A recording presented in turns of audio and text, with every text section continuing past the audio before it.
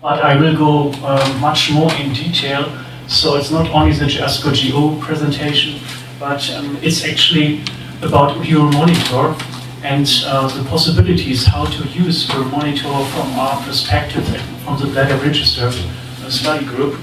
And it's about moving from surveillance to prevent cystoscopy actually towards patient selection for targeted therapies. And monitoring the treatment efficacy to prevent cystectomy. So it's about more or less parts of the Uromonitor test focusing on the FGF receptor testing. This is a very long title. You could even make it a bit smaller, like moving from surveillance to precision oncology. And first, I would like to give also my conflict of interest, because maybe you think, okay, it's a marketing show. No, it's not. I'm very independent. I'm only a customer of Uromonitor and have no affiliation with Uromonitor or the company behind it. Very independent. Initial step of colorectal cancer at the Max Delbrück Center, then switched to Bayer Research, where we developed sorafenib for renal cell cancer, and I personally also invented several techniques to analyze tissue, but also the fixed tissue, multi-tissue, but also blood samples, and now also urine samples for RNA expression. And in 2010, you can see it, is it working? In 2010, I founded Stratifier, and with collaboration with BioNTech and Johnson & Johnson, I'm now in the field of drug development. I've been part of the development of several diagnostic test systems, which are depicted here.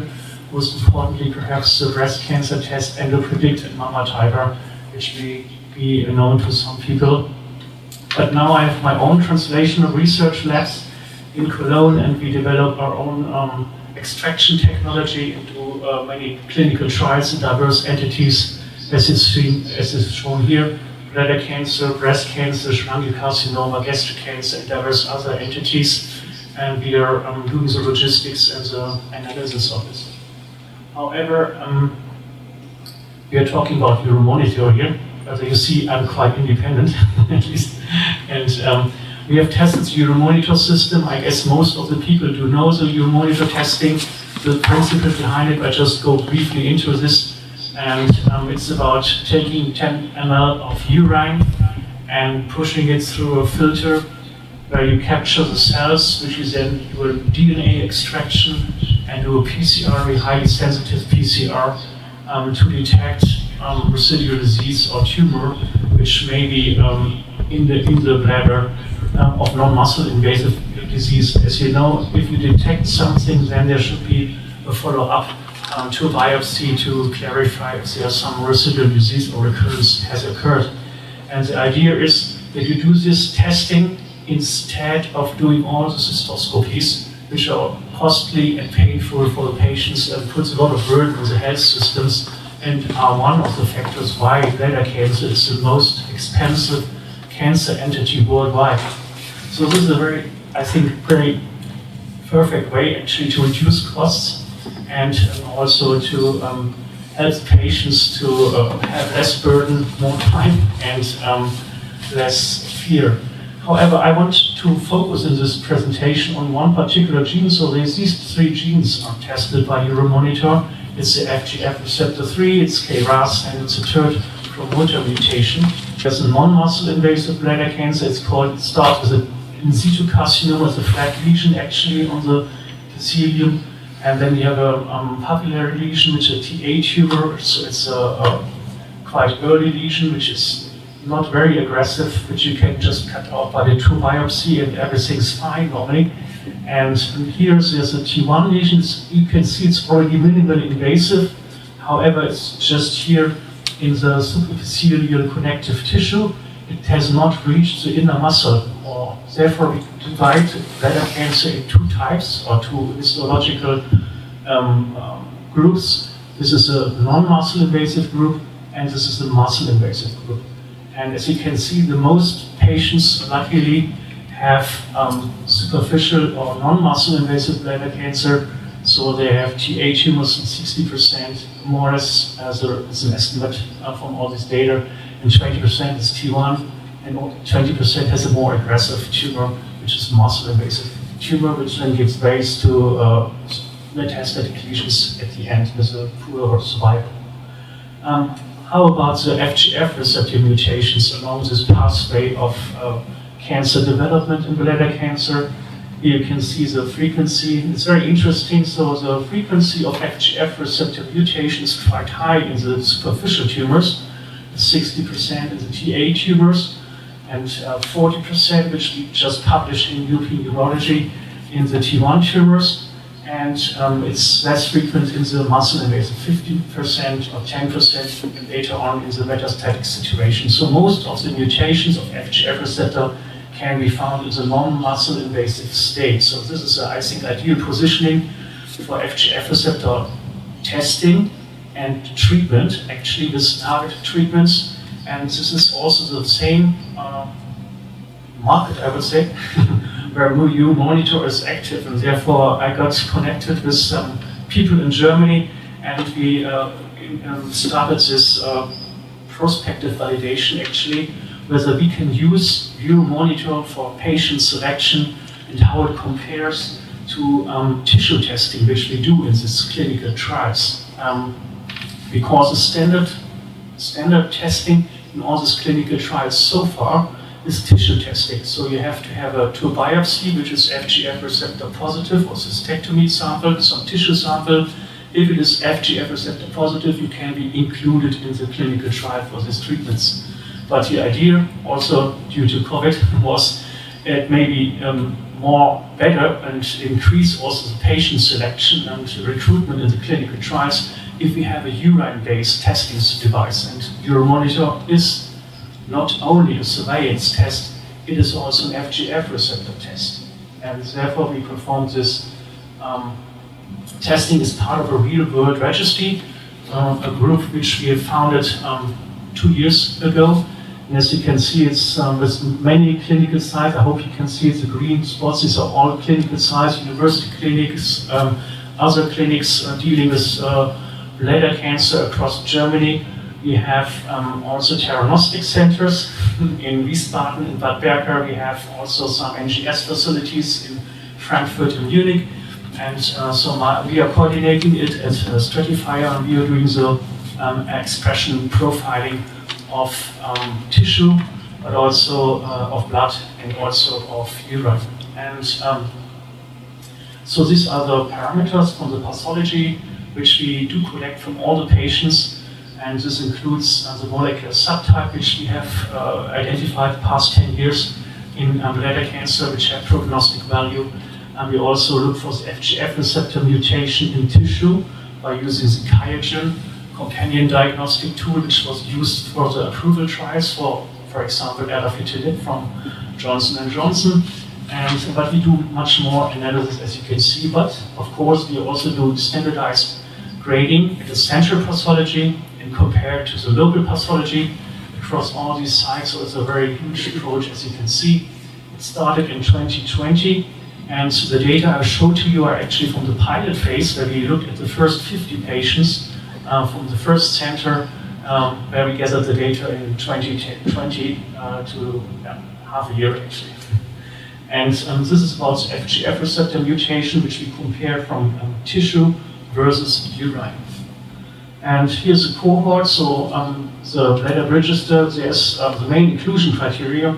You have to have some kind of bladder cancer, or you should be at least a suspect of having bladder cancer. So there are also healthy controls at about 20% of the trial. So they come for a tube biopsy.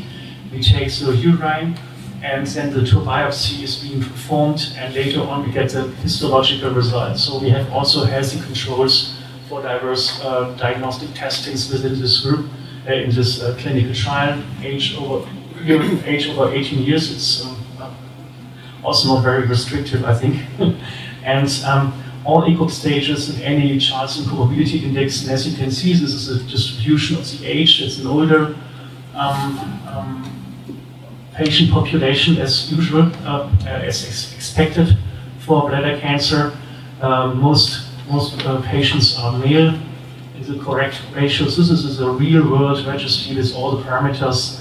You have diverse stages, you have muscle-invasive stages, you have TA tumors, T1 tumors, and some where the pathologist didn't find tumor at that time.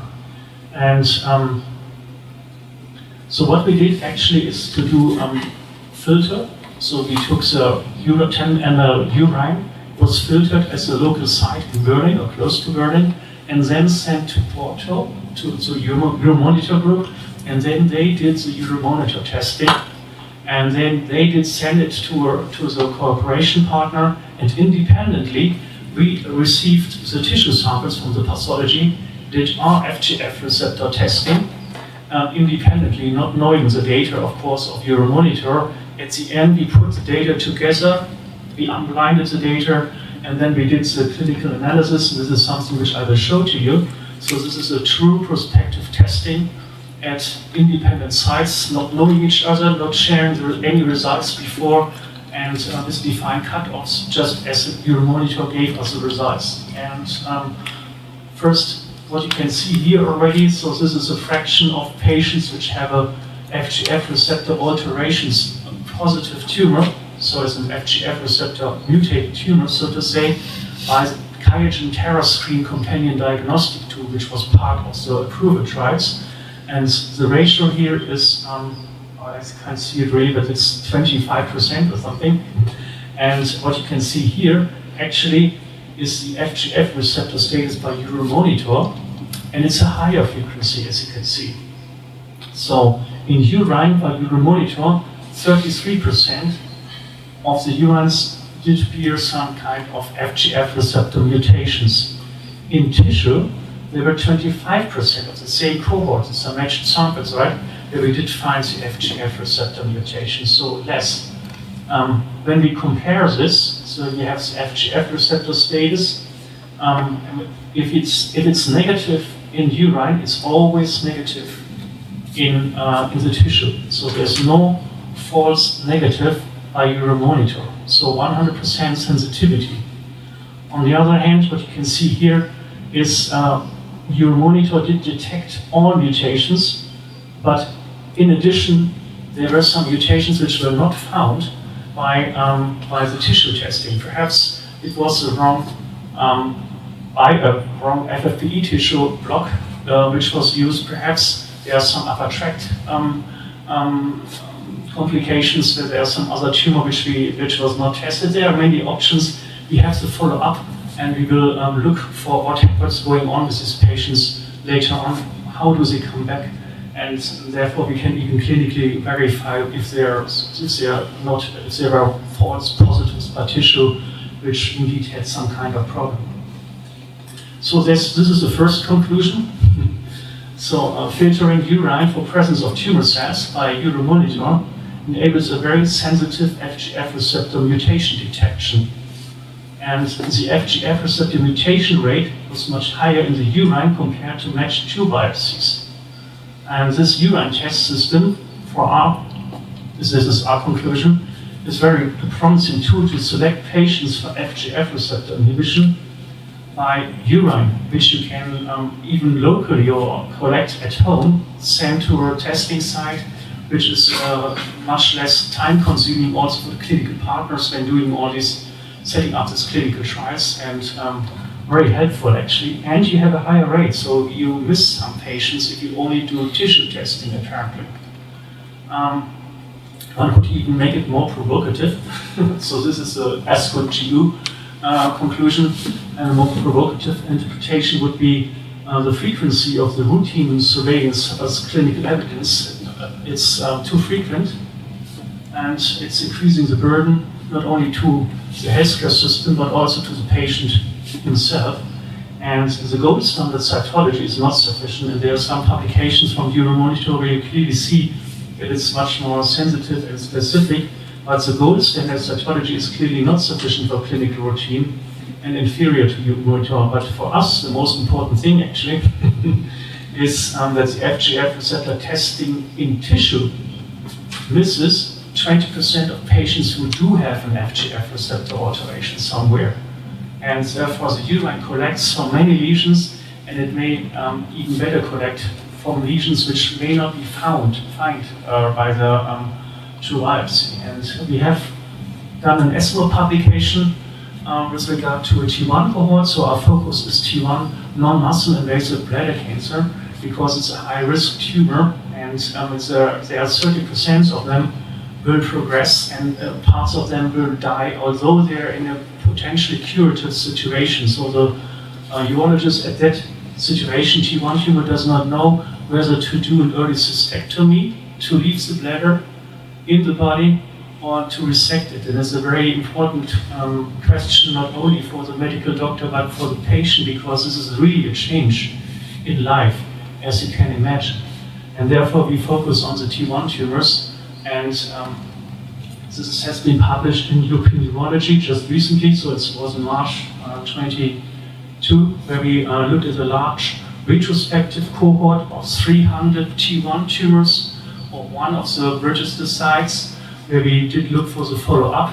Half of them did get BCG treatment, half of them did not get any instillation, and the frequency of FGF receptor, as I mentioned before, was 40%. More or less every second patient on tissue, I'm not sure what would happen with urine, has an FGF receptor alteration. So every second patient would be eligible for a clinical trial for FGF receptor treatment. And here, this is the most important thing actually, without instillation, you see there's no difference in recurrence-free survival, in progression-free survival, or disease-specific survival for these patients based on FGF receptor status.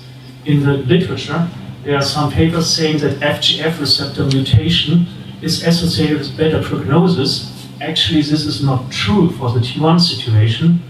The reason why they find this prognostic value is a mixture of T1 tumors with superficial Ta tumors. But if you just look at the pure T1 tumor population, these are 300 people here, you clearly see there's not at all any survival difference. But these patients do have a risk, as you can see here. So the quite frequent recurrence. So they need some kind of treatment. So what kind of treatment do they might get? And 50% of the patients did get this treatment, which is the gold standard, it's BCG instillation therapy. However, 50% did not get BCG, either because the patient refused or because they couldn't stand it after the first cycle. And so it's painful because of the side effects. It has low patient acceptance, and moreover, and the urologists among you know this very well, so there are frequent shortages. So the treatments, you cannot do the treatment because there's no BCG available. So there's a clear need for an alternative. Actually, I would even say the questionable efficacy in molecular stratified subtypes. This would be another presentation. Anyhow, I think there are advantages for the upcoming targeted FGF receptor treatments. So there's no shortage. This can be produced quite easily in sufficient amounts, and it has limited side effects, resulting in high patient acceptance of about less than 4% stop FGF receptor treatment because of side effects if it's systemically. And it has a proven efficacy in the metastatic situation, yet awaits efficacy proof in the non-muscle invasive situation. And these were all statistics, and I personally really like case reports. And I want to show you one of the case reports which we have investigated together with the Charité, because this is really was demonstrating to us, and it was published also in European Urology in 2021 actually. This was a very interesting case because this was a man who presented with a 3.5 centimeter tumor and no family history. He has smoked. Actually, I smoked also for some years. Anyhow, and the histopathology revealed a PTA, a superficial, and as I mentioned, low-risk tumor. It's not invasive, right? So you just do the 2 biopsy, and normally everything's fine. Here, after 6 weeks, there was a second 2 biopsy, and they didn't see anything, so everything's fine, right? However, after 7 months, there was a tumor recurrence with the same histopathology as the first 2 biopsies, right? And they tried installation of mitomycin. However, 2 weeks later, so 7 months after the initial 2 biopsy, there was pain in the body, at the neck. You had cough and abdominal discomfort. This CT then resulted in multiple metastatic lesions of a so-called PTA tumor, and a biopsy was taken from the bone lesion and confirmed that it's the same immunochemical characteristics. Unfortunately, they decided at the tumor board then to give some cisplatin-based chemotherapy for this patient, but it was already too late, and the patient died within days. And the people, particularly also the medical doctors, were really shocked at the Charité in Berlin and at its site, and they got the permission to do something very old-fashioned for pathologists, but something new for molecular pathologists. They get the permission that we analyze this tumor and all the metastatic lesions from an autopsy of this patient to see, was it really this first tumor who killed the patient? What would be the target, or what would be targets to treat this patient? And as you can see here, this is the histopathology, and if you show this to some pathologists, they will all say, well, it's not really high grade, it's a low-risk tumor, right? What we found was an FGF receptor 3 mutation, S249C, as it is also present in the Uromonitor test, right? I think from the Uromonitor test, right from the beginning, they would have seen an FGF receptor positive result, so the first target is there. And we did expression profiling across all the metastatic lesions we could receive from this. It was liver, bone, lymph nodes, the current right ureter also there was some tumors, and as you can see, very stable expression signature. It was a luminal tumor, and it has FGF receptor 3 overexpression also on mRNA level. So it has even ERB2, it's another target, a new target for bladder cancer. So there are targets, and early intervention with target therapies might have saved this life, actually. I think it's about testing and characterizing risk not only by histopathology, which failed in this situation, but also to have this additional molecular pathology, which may help. And I think there's a need to screen for such targeted options and patients at risk, and to build up a platform to prove that we can save these lives by targeted treatments.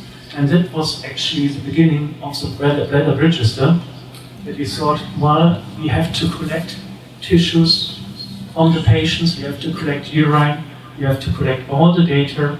Any patient who comes in, even if it's a PTA tumor, will be analyzed by these molecular systems. And then we gather large groups. Actually, we envision that we have at about 2,000 patients per year in the bladder register. We started initiating the second sites and the third and fourth sites in December last year. Now we have 500 patients in there. And but what do we collect? We collect clinical data, epidemiology, Charles and comorbidity index. When neoadjuvant, adjuvant treatment, anything is being done, it's collected. The follow-up. We have the histology, the sample type, TNM stage, grade, histology.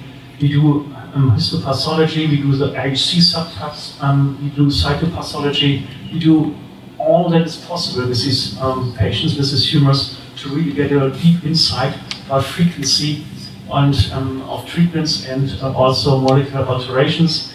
And this is we do subtyping, we look for hormone receptors, and of course FGF receptor 3 is part of it. In the urine, we have the Uromonitor test, which we investigate in one of the centers now, prospectively, and we might even go into more detail in this large trial. We collect the data in the new IT tool, actually, so all the investigators can type in, even the patients give in information, and everything is collected in a pseudonymized manner for analysis. So we have patients giving their patient-reported outcomes. How do they feel? How do they perform? What is the side effects? So that we get also, they their impact, and why don't they do BCG treatment? Why did they refuse this or that treatment? And we get all this information to really see what is being done in bladder cancer in the real world. Because if we look at the guidelines and what is being done, only 50% of the guideline treatments are being done. As an example, in Germany, in the muscle invasive situation, normally you would do neoadjuvant chemotherapy, but it's only being done in 5%. 5% of the patients who should receive it, and only 20% are even informed that there's a neoadjuvant treatment. You can see reality and guidelines are sometimes in distinct corners of the same room. But I think we have to understand, why is it like this before we to be in the position to make a change. And these are the forms where we do collect the data from the clinical sites and the pathologies. They type it in, and it's in the system. And this is the way we collect the data from the patients. Even we are thinking now about wearables, meaning some smart watches, which will also give you some activity checks for certain patients. So everything in this collected from these patients, 2,000 patients per year, 5 years, these are 10,000 patients at the end where we have all the data, and they have molecular characterized patients which could be treated in case they suffer some kind of recurrence or come into some troubles, as the patient I've shown you before. However, with regard to the Uromonitor, I think it's a very good tool to also include into this clinical trial because of the superiority of cytology. We're doing cytology, but we will show that it's indeed also in this real-world scenario superior and to detect non-muscle invasive bladder cancer. And of course, it's a non-invasive method to prevent invasive diagnostic treatment approaches. We will see how it is adopted, and we will see how this may change also the treatment.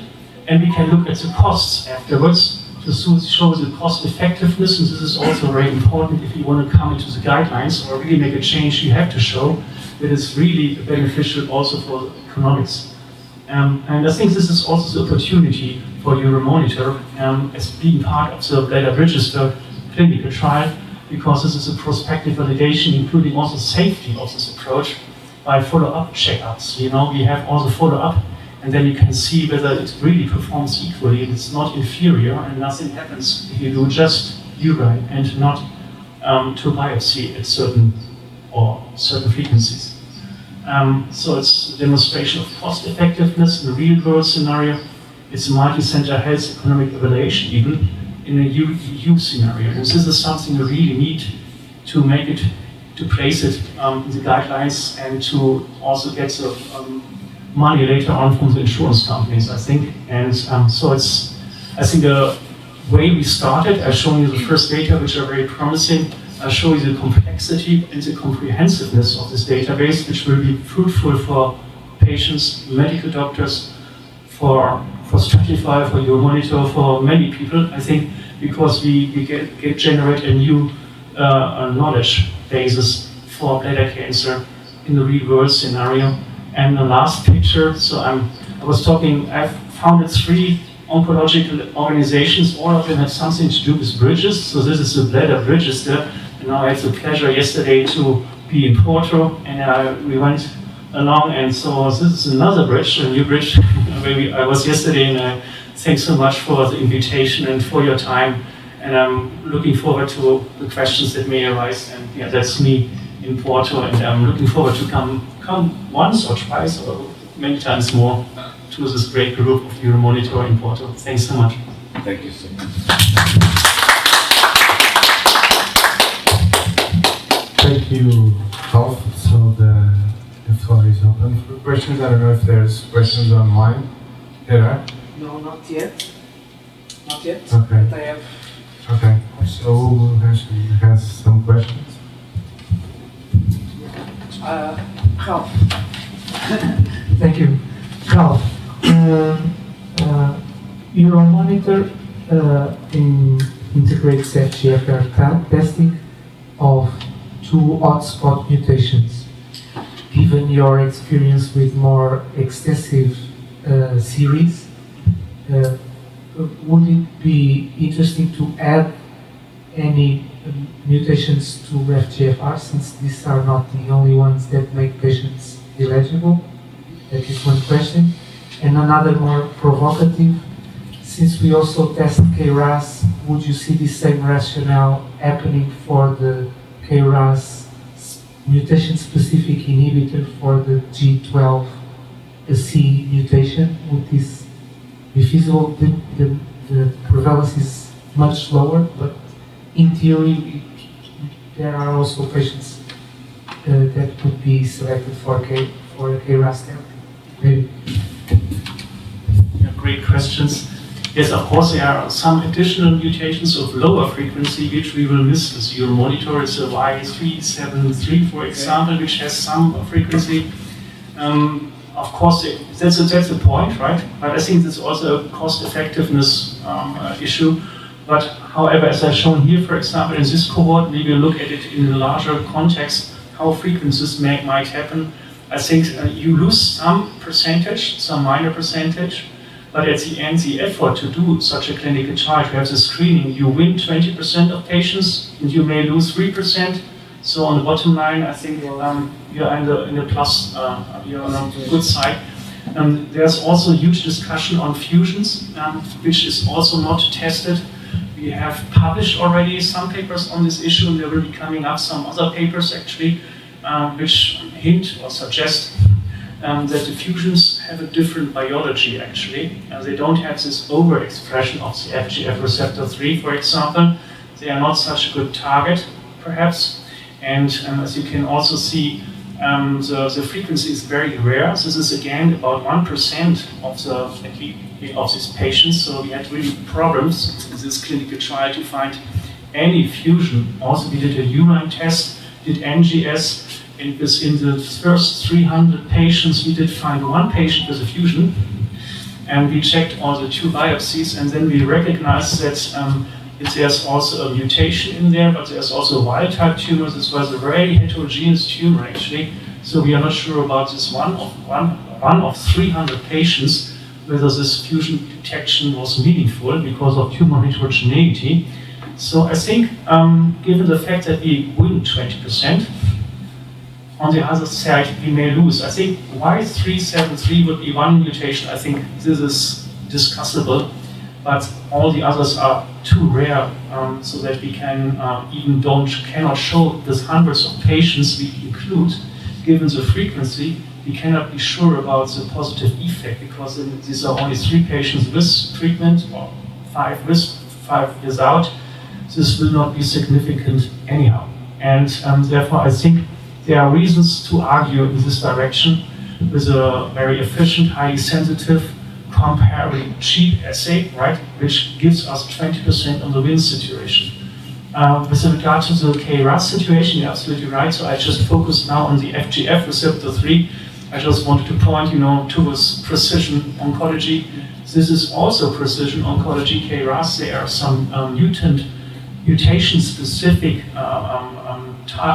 mutation-specific inhibitors now on the market, and I think this is totally right. You can do pretty much the same, and then not only, of course, in bladder cancer, you can enlarge it and you can screen other entities. And of course, this is a urine-based test system, and you first think of bladder cancer, but actually we have started already activities in prostate cancer and some other cancer entities. We think that urine is a good liquid biopsy, perhaps not only for bladder cancer, but also other indications, which is something which also comes up. I think if you develop such a nice test as Uromonitor, you never know what develops out of it and how it is used at the end.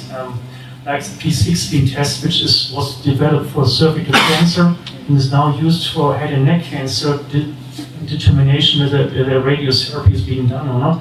So I think we have a test which has this TERT and KRAS and also FGF receptor with some major drivers, right? And this per se would be a test you could screen independent of the indication for certain targeted options, and this would be really precision oncology. But most importantly, as it is based on not on tissue, and this is perhaps I didn't mention it that good in this presentation. If you test before and under treatment, we expect that the level, if the treatment is efficient, goes down, right? So then we are on the right side. If it does not go down, we already know that we have to intensify the treatment, find some other options. So I think the Uromonitor could be used also as an early endpoint for the treatment, right? Or treatment change. So there's much more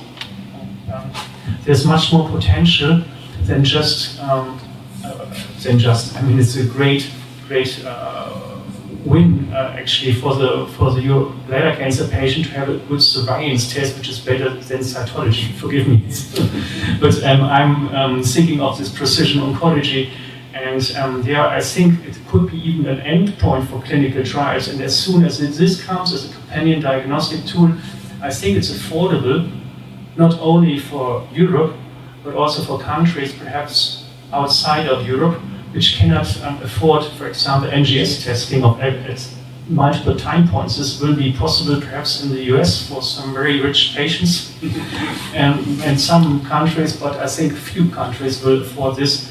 But this is a doable test with high sensitivity, and therefore I would propose to do something like this, and I do propose, and we hope we can start this adaptive trials quite soon. And the most important thing is that you have a base case. You need to show it for one cancer, for one indication. And if this works, then I would say we should enlarge this opportunity. But yeah, I think most importantly, and this is also what I learned from all the clinical trials, what you need are molecular characterized tumors, right? And if you, as a pharmaceutical company, for example, would like to treat a patient, you don't have this information because this information is not being collected in routine pathology. So you are not able to select these patients, right? You cannot do these trials. And I think these trials, for me personally, have the highest priority because there are the new options to treat, and we need to have this kind of registry to be in the position to do at all improvements in the early situation. And as I've shown for the one case, this was progressing so fastly. I'm not sure if you do it too late, right? Whether it then works. You saw how fast this tumor did develop within half a year or even a few months. Makes huge difference when certain organs are affected, like the liver, which was a fatal incidence at the end. And we have to target the tumor before he reaches the liver, right? And therefore the T1 situation, this target therapies, this exact molecular precision monitoring is really an achievement, I think. So you are proposing that we adopt the full spectrum of the precision medicine, including monitoring during treatment. You talked about an early endpoint, but this could be performed on a regular basis to see whether treatment was at least working. And it should be interesting also to include a quantitative aspect to the test to get quantitative data on the mutation burden, maybe. Yeah, absolutely. So I think it's also for each patient. It's a ratio, right? The dynamics of each patient. Where do we start with a FGF receptor mutation load or expression level? One could even combine it, right, in a certain fashion, and then how fast it goes down. There will be fast responders, there will be slow responders, there will be stable disease, and there will be progressive disease. And each of these need a certain adopted treatment opportunity, I think. Do you have data about that? Do you have data about that, the decrease of the burden of mutation? We did test it not for the FGF receptor yet. We did it in breast cancer for some other treatments, HER2 expression and mutation status. But I think it will be pretty much the same. And I think the kinetics are very important. We just recently published also, for example, a publication for lung cancer where we did something similar, looking for CD8 positive cells in blood before and after the first cycle. within 3 weeks, and if it goes up, they have a very good survival. If it doesn't go up to the CD8 level, so if you have no immune induction, then you have a very bad survival. The burden of the mutations for non-muscle invasive bladder cancer would be high enough to see that? Because I believe with this test, what you want to do is to start treatment before muscle invasive disease. So what you want to avoid is to reach the stage of systemic disease or metastatic disease, and for that we have already the treatment ongoing, so the trials. So I believe that's what you want to do, and which makes sense. So my point is for non-muscle invasive disease, bladder cancer, of course, do you think you will have a burden of mutations that can be quantified? I mean, the decrease of the burden for, I believe that the treatment will be intravesical, not systemic, I don't know, for these patients.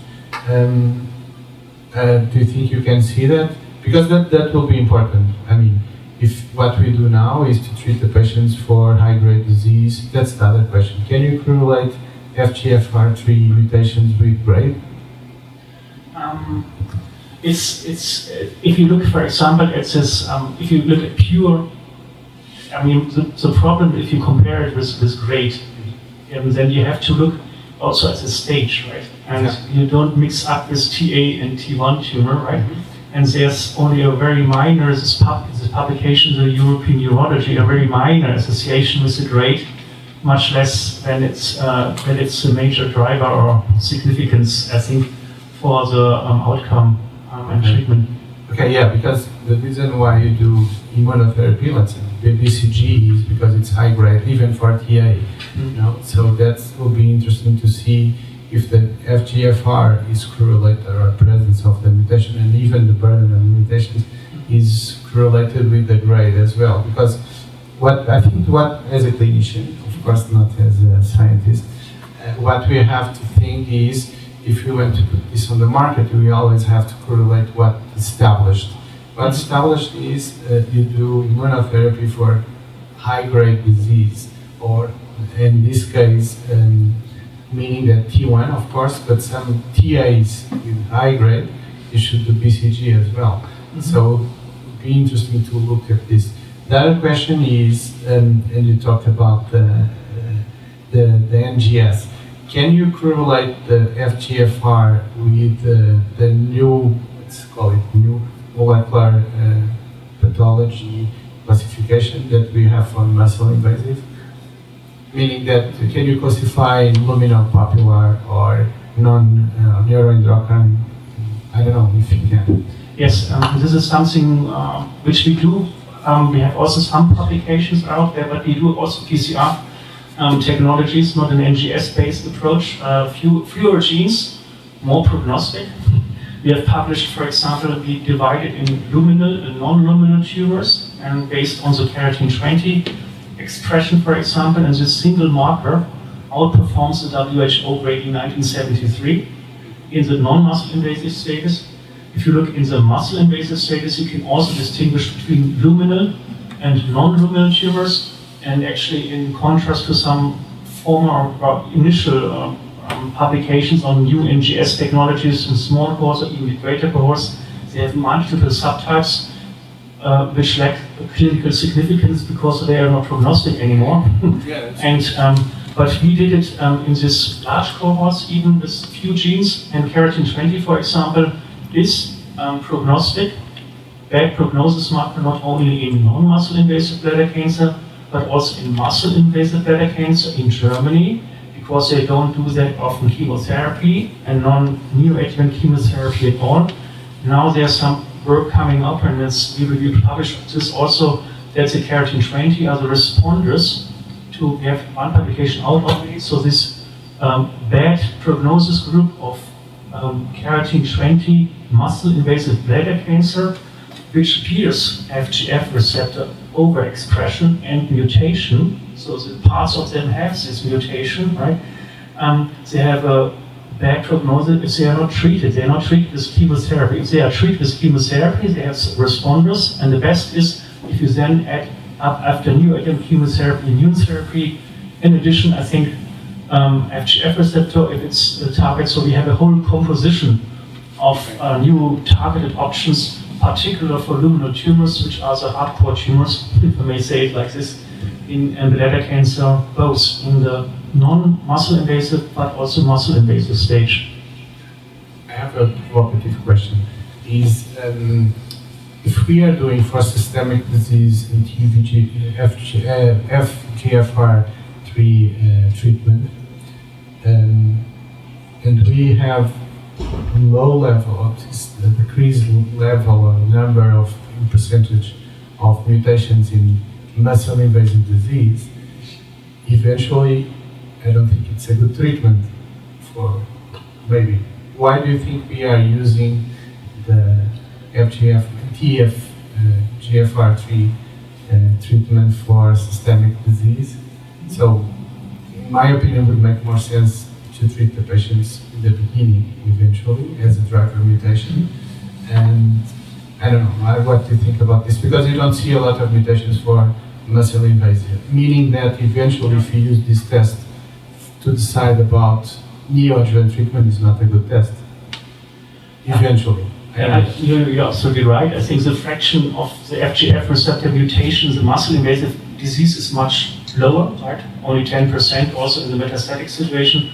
However, if you take this 10%, not the other 90%, right, and treat them, you have this prolongation with the adafrutinib, so it's apparently active. However, and I'm totally with you, this is a very late stage, and it's always better to get them as early as possible, and I'm very happy that all the FGF receptor inhibitor companies now focus on the very early situation, which is actually unique, that they so early go to the early disease, meaning early non-muscle invasive.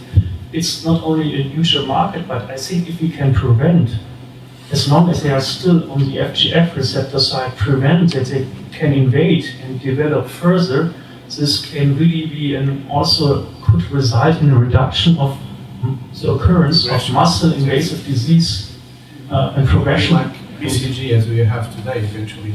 But do you think you can start a trial in non-muscle invasive before you do it for muscle invasive? Yes. You think so? There's already the first trial ongoing, and this is called Doutor 2 trial, I think. But we are already planning more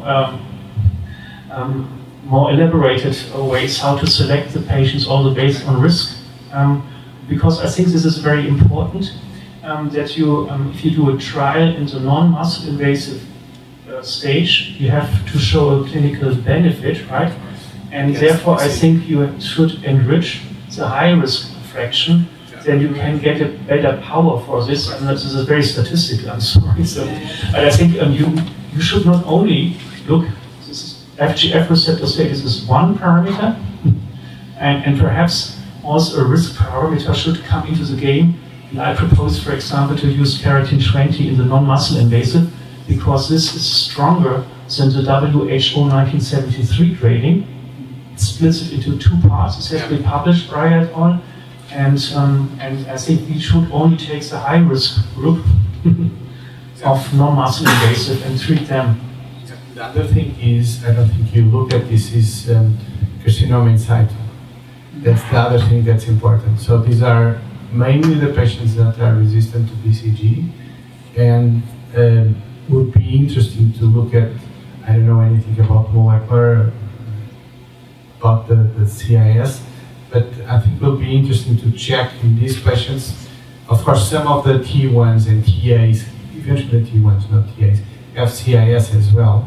But it will be interesting to look at the marker in this carcinoma in situ, because if you want to start a trial in non-muscle invasive to avoid treatment or the disease to progress for muscle invasive, you should look at carcinoma in situ, CIS as well. So I don't know if you have any data about this, if you looked at this histology, if you know how the marker behaves there, I don't know, but that I think it would be interesting as well. Yeah, that's a very good point, actually. So this is something we will also look at if we have larger cohorts to look into the carcinoma in situ group. We have done one publication in T1 tumors, so it's always very specific when we do such an analysis. It was T1 tumors having carcinoma in situ, right? So a higher risk group. And we looked in this trial, we looked for ERP2 expression, which is actually, I come from breast cancer field, as you know. We did the first perception trial some 20 years ago, and I'm sure. But it was first based on ERP2. And ERP2 was a prognostic factor in this subgroup of carcinoma in situ bladder cancer. There are some new drugs also around for ERP2, which was just published at ESCO, which do work quite efficiently in very advanced breast cancer, even having lower HER2 expression level. And I think this would be ideally suited also for the carcinoma in situ. However, we will also look, of course, for the FGF receptor 3 mutation frequency in the carcinoma in this bladder register. I think at the moment the number of cases is a bit too low for statistics, but I think after the first year we will have enough patients. So if it's 1,500, we will have enough cases to analyze this. There's more questions, and then let's take this. Yeah, I would like to ask something. It's just really big, Prof. Pretty much answered all my questions. I have just one related to the kit itself, from the development point of view. Would you think it will be a good alternative, or I don't know if it's an improvement of the kit to detect the different hotspot mutations in a single well? Would you look at that as an improvement, as an alternative? Going back to that quantitative question, what do you think about it? So actually, I did develop some of these breast cancer tests, as you know, and I think it would be an opportunity to make the test less complex, right? Also, with some mixes with the primers already in one, and also to try to do multiplexing. However, this may be also a bit tricky from a technical point and takes some time. And there are always a problem that you have some interferences, right? And to make it as robust as possible, I would rather do not a multiplex, rather keep it simple to avoid any problem and to keep the sensitivity. Although I normally really like to do technical stuff like multiplexing, but it's quite complex, and the development of such a tool would take 2-3 years, I would estimate. And I would rather try to simplify it with regard to the mixes. If you talk about the Uromonitor, it's a great test, you can use it like this. But there are some possibilities to make it a little more simple, also with the controls and stuff like this, to make it more user-friendly and less problematic, perhaps, with regard to errors by the people who pipette this stuff, right? But multiplexing is a very good thing. Perhaps it's too complex for IVD products. Although I have to say we did develop it. We did have our lessons for the Mama typer, which is a multiplex assay. But I think, if I think back, I'm not sure whether I would have done it another time. Another question? Yeah, very, very short. But you were talking about, other therapy options.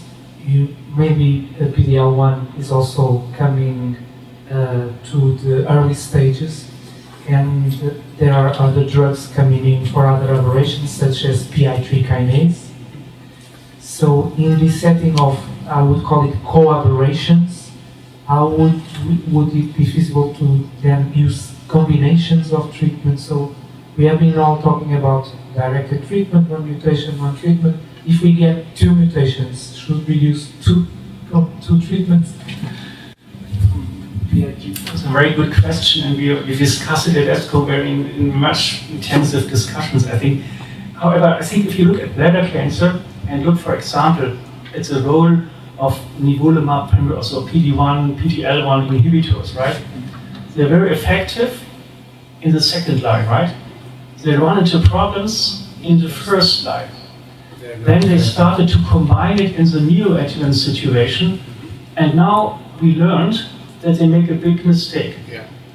They made a big mistake because they did ignore that you need a sequence.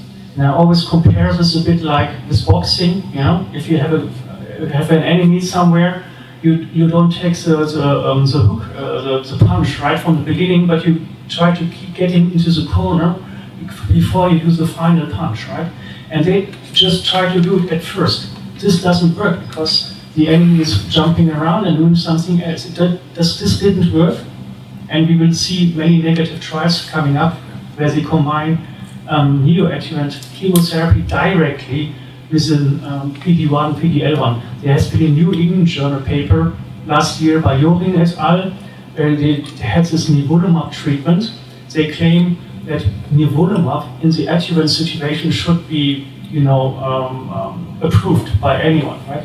However, if you look into this data analysis more closely, this is a subgroup analysis. People would say this is not pure statistics, but if you look into this forest plot, only patients which had a previous neoadjuvant chemotherapy did benefit from nivolumab.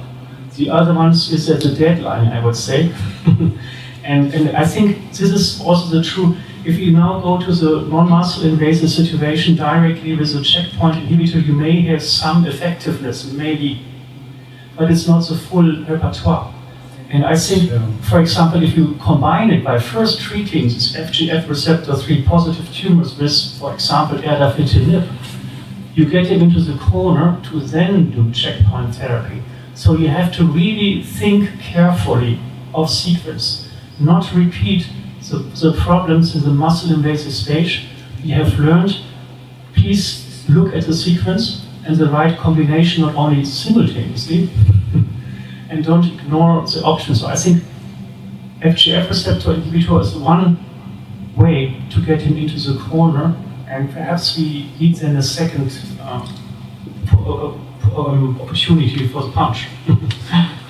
Yeah, we were just talking about this with some of my colleagues in the US, and they do immunotherapy after BCG failure, but they have recurrence in more than 40% in less than 1 year with pembro. So IV, so for non-muscle invasive. So meaning that you are right, eventually it's not a good decision at the beginning, I believe. I don't know if there's more questions or online questions. I have a methodology question. I always like to do that, and so it's not so exciting that the other questions. But what do you consider negative or a negative control for your study? Meaning that how do you get tissue from patients? I don't know if you probably see it. I know what I will do, but I just want to know what you have done. Which patients are your patients without bladder cancer that you got tissue from?